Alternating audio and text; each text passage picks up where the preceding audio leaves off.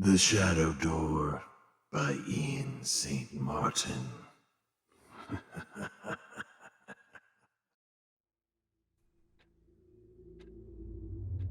Tell me another story. Now, Abel, that's 2 stories already. Now it's time for sleep. But what if the monsters get me? Celwyn smiled at his son. He half chided himself for telling Abel a collection of old Valoran fables, replete with courageous heroes triumphing over evil sorcerers and monstrous beasts. They were from a storybook Selwyn's own father had read to him when he was young. Though, maybe not as young as Abel. The last story he had read, The Shadow Door, had been Selwyn's favorite as a child.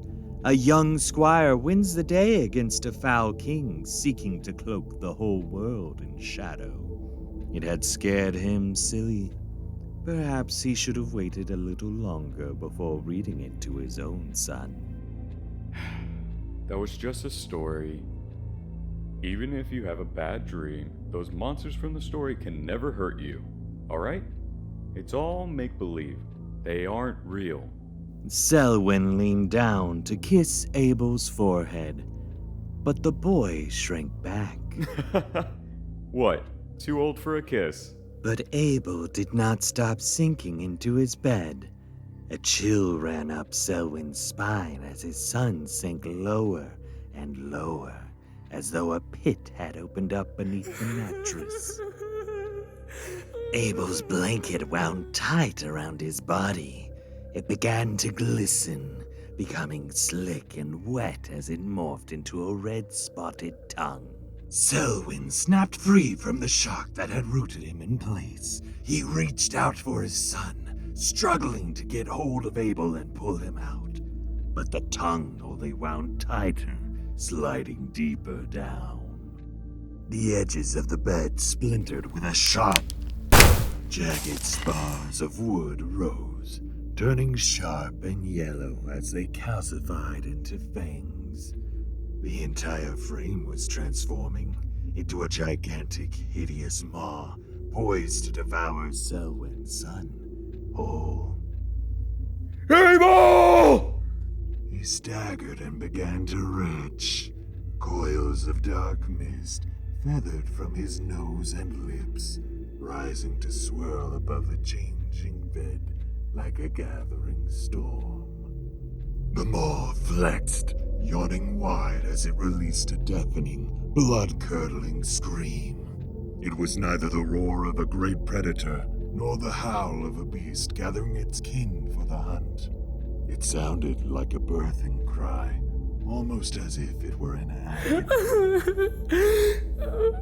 Abel vanished from sight, and the jaws snapped shut.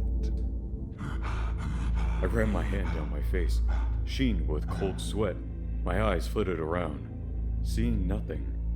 It was the middle of the night in Piltover, and the lamps of the city streets below were barely visible through the curtains of my window. After my heart stopped pounding and my thoughts began to calm, I couldn't remember the last time I had a nightmare, nor could I recall one as vivid and real as this one had been. I thought of my son.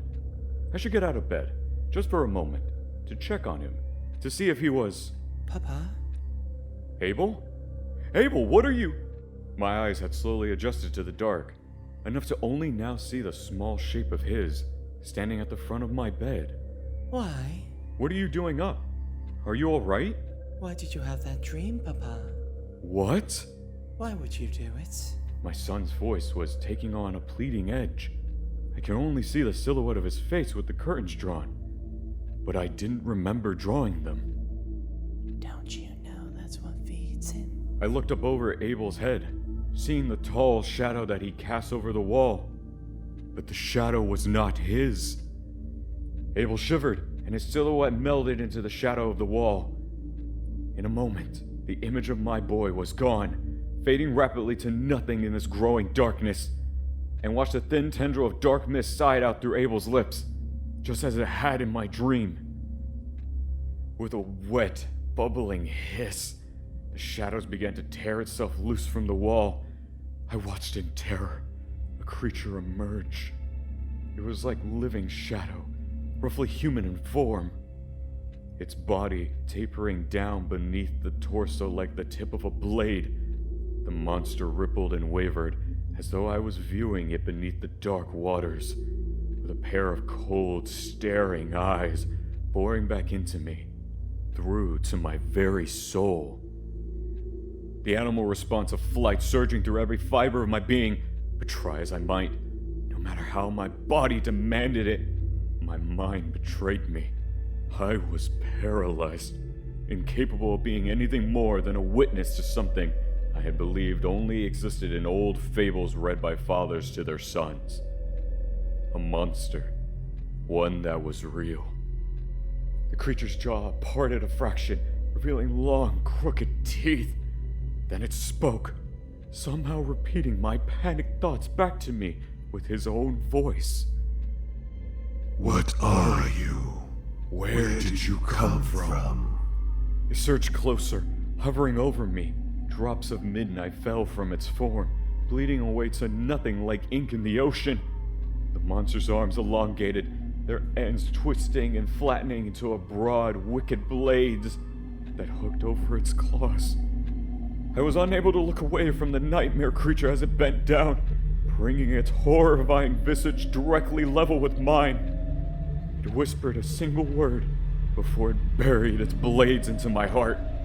An answer, spoken softly with the voice of a drowning man sinking into the darkest depths.